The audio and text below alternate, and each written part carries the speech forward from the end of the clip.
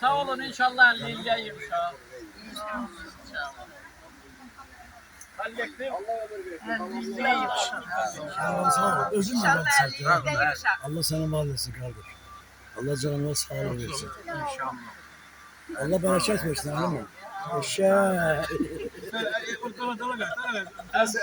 Allah ne olur. Astırmaya çalış. Ne oldu? Hasan gel bak sen. Allah'tan sağlığı versin. Sağ ol hadi Allah kemal olsun. Gözlüğü de çek arada. Ver ben de sen. Sen kıracak sen.